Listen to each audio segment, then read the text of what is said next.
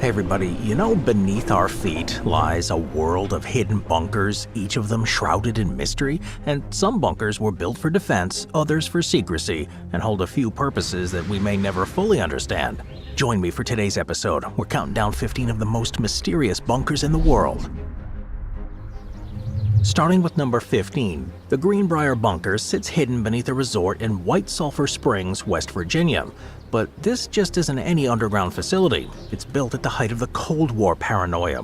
It was a top-secret fallout shelter designed to keep Congress operational in the event of a nuclear apocalypse. Well, for over 30 years, this reinforced concrete hideout stayed hidden beneath the Greenbrier Resort, an iconic luxury destination in the Blue Ridge Mountains. Unknown to the guests, the bunker remained on standby, primed to host the United States' top lawmakers should the worst happen. Well, in 1958, amid the escalating tensions with the Soviet Union, the U.S. government initiated concern that was ready for broadcasts, allowing officials to address the American people in the event of a nuclear attack. Life here, had it ever been activated, would have resembled military quarters more than a lavish suite in the resort above. For the continuation of government sessions, each seat in the House and Senate chambers had a microphone attachment, and communications were central to the bunker's design. Every element here was designed for survival and function, from its industrial ventilation system that sucked doors closed with a vacuum-like force, to corridors wide enough to allow a quick evacuation.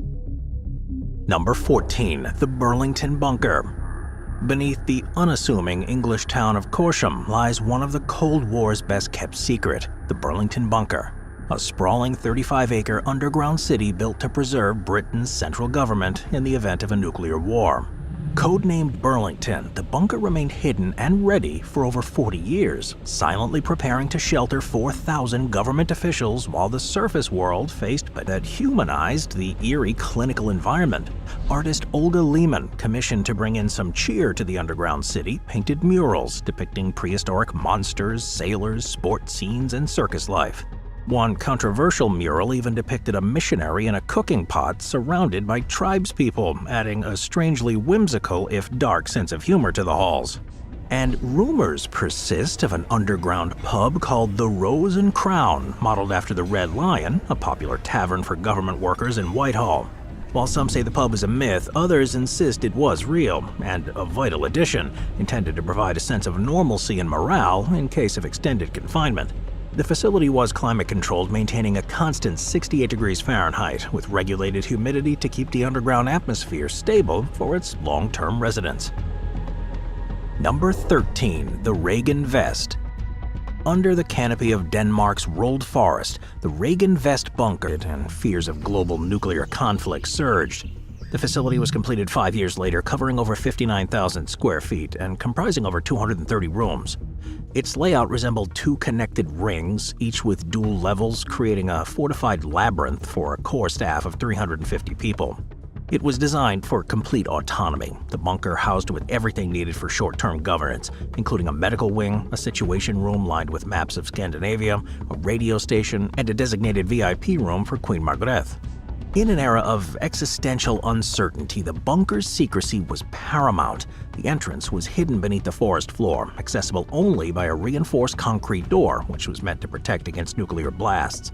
It remained on standby until 2003, and it was decommissioned in 2012, though the public had little knowledge of its existence until it was revealed that same year. The decor is a haunting snapshot of mid-century modernity and Cold War practicality. In the cafeteria between 1959 and 1961, it was part of Canada's continuity of government plan, initiated by Prime Minister John Diefenbaker. The plan sought to create a secure government shelter across Canada in case of a nuclear attack from the Soviet Union. It was strategically built to withstand a 5-megaton blast from 1.1 miles away, making it a critical component in Canada's Cold War defense. The bunker has an impressive 4-story subterranean structure spanning over 100,000 square feet. It was constructed with 32,000 tons of concrete and 5,000 tons of steel, and it contains blast doors and advanced air filtration. Inside the bunker housed essential government facilities, of course, including a vault for Canada's gold reserves, an emergency broadcast studio for the Canadian Broadcasting Company, and offices for ministers and top officials.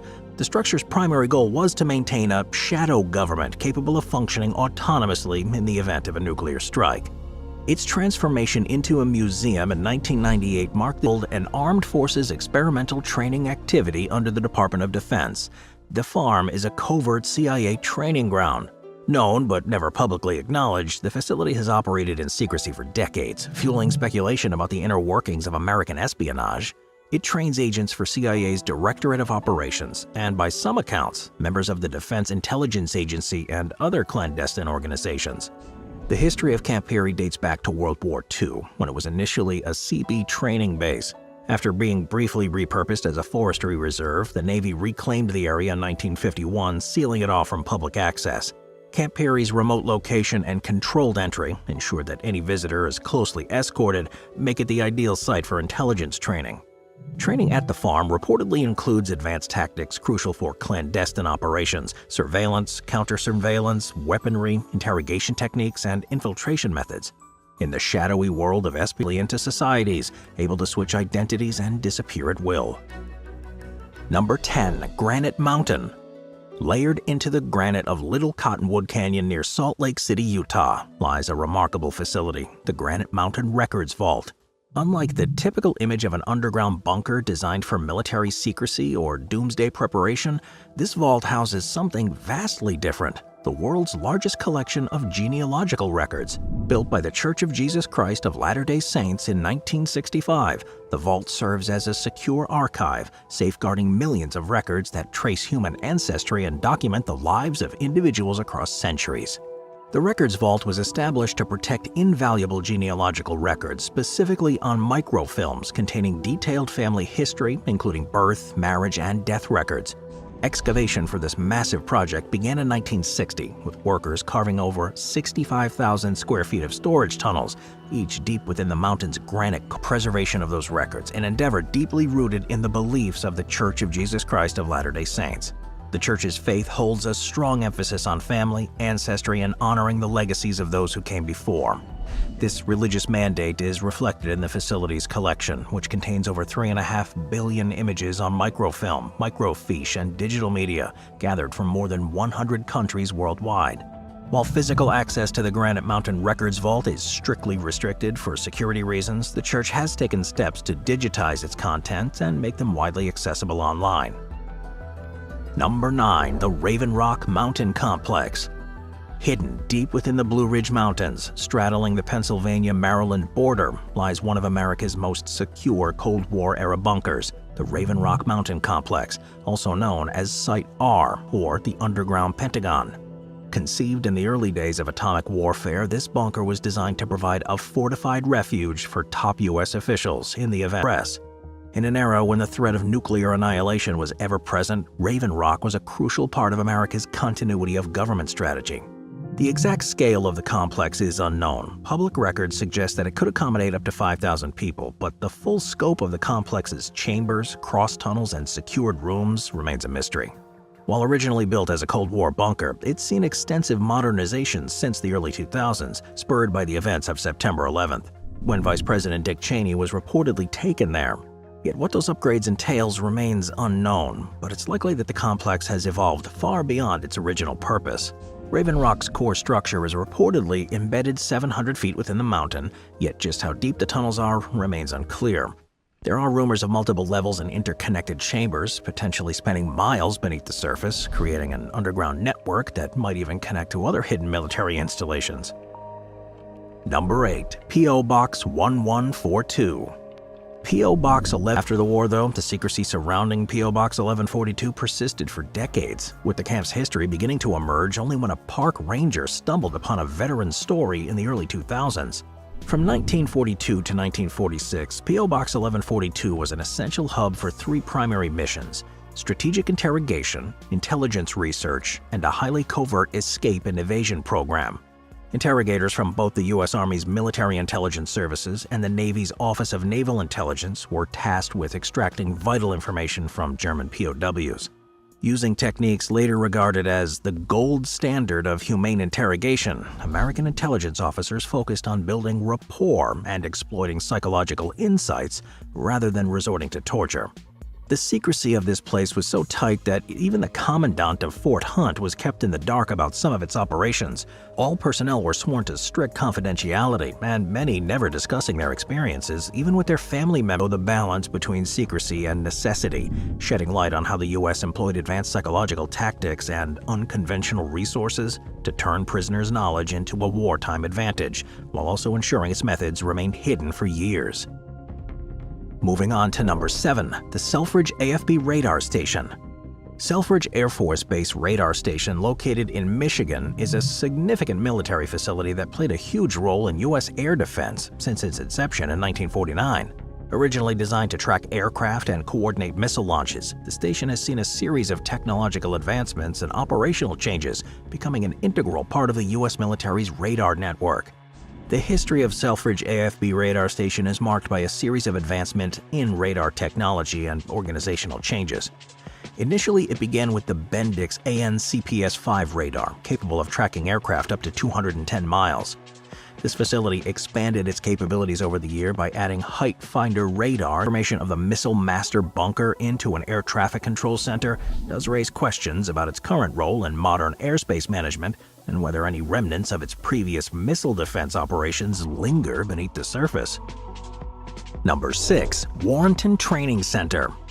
The Warrenton Training Center is a highly classified communication facility situated in Virginia, primarily operated by the CIA and the United States Army. Established in 1951, the center has played a pretty pivotal role in the United States' national security apparatus, fulfilling multiple functions, including serving as a communications laboratory, signals intelligence facility, and training school. The WTC has 4 main stations, each designed for a specific operation. Station A serves as an administrative and training compound, supporting various government agencies. Station B, the largest of the 4, houses the headquarters of the WTC, and it's situated on View Tree Mountain. This facility contains several multi-story buildings, data centers, and underground bunkers, filled with peculiarities and fascinating details that enhance its reputation. Established during the height of the Cold War, it was designed to protect the U.S. government's communication infrastructure in times of crisis. In 1952, a mysterious flying saucer was reportedly observed above the site, feeding conspiracy theories about the center's activities. The bunker itself, though, is rumored to be equipped with advanced technology, of course, yet specifics regarding its design, capacity, and operational status remain classified. Some theories do suggest that the facility could house sophisticated communications equipment capable of directing operations during national emergencies. Number 5. Mount Pony. In Culpeper, Virginia, about 75 miles south of Washington, D.C., Mount Pony is an underground facility that's steeped in secrecy. It was constructed in 1969 during the height of the Cold War, like most on this list, but this bunker was originally designed as a safeguard for the Federal Reserve System. With an immense vault, kept less discerning about the type of currency they accepted, thereby facilitating commerce and the economy's recovery. But while the facility's primary purpose revolved around financial security, it also played a critical role in communications. Mount Pony housed the Culpeper Switch, a central node for the Fedwire system that enabled electronic bank transfers across the nation. But following the conclusion of the Cold War, the Federal Reserve transferred ownership of the Mount Pony facility to the Library of Congress, which transformed the space into a modern archival facility. The Library of Congress has installed 90 miles of shelving in the climate-controlled underground vaults. Now, this transition illustrates a significant shift from a focus on military preparedness to a commitment to cultural preservation. Today, the visible aspect of Mount Pony comprises the Conservation Laboratory building of the Packard campus for audio-visual conservation, which serves as the above-ground component of the sprawling 45-acre facility. Some of the library's collections, including scenes of early 20th century America and the Cold War, it was created as a testing ground for advanced military aircraft, notably the U-2 and SR-71 Blackbird reconnaissance planes, as well as the F-117 Nighthawk stealth fighter. Its notorious reputation has really captured the imagination of the public, spawning an array of theories that suggest it's a site of alien technology and government cover-ups. Access to Area 51 is heavily restricted, with a comprehensive security apparatus in place. Due to its location, the base operates with minimal oversight, which only adds to the aura of secrecy. The closest legal vantage point for those wishing to glimpse this facility is Tikaboo Peak, situated about 26 miles away. Well, despite its primary role in military aviation, the true nature of activities here remains largely speculative. The US government only officially acknowledged its existence in 2013, following a Freedom of Information Act request. The enigma of Area 51 transcends that military significance, infiltrating populates and extraterrestrial encounters. Additionally, the site inspired the famous Storm Area 51 event in 2019, a viral social media campaign that humorously encouraged millions to gather in a mass raid to uncover the base's secrets. This event, while largely satirical, reflects the extent to which Area 51 has captured the public's imagination, blending humor with the allure of the unknown. But moreover, the surrounding region has embraced its association with the base, with the nearby US Route 375 being dubbed the Extraterrestrial Highway. This highway is now dotted with signs and attractions aimed at tourists and UFO enthusiasts. Local businesses capitalize on this, offering everything from alien-themed merchandise to guided tours that explore the surrounding land. Number 3. The Cheyenne Mountain Complex. Beneath 2,500 feet of solid granite, the Cheyenne Mountain Complex in Colorado Springs, Colorado, is a fortress built for one purpose: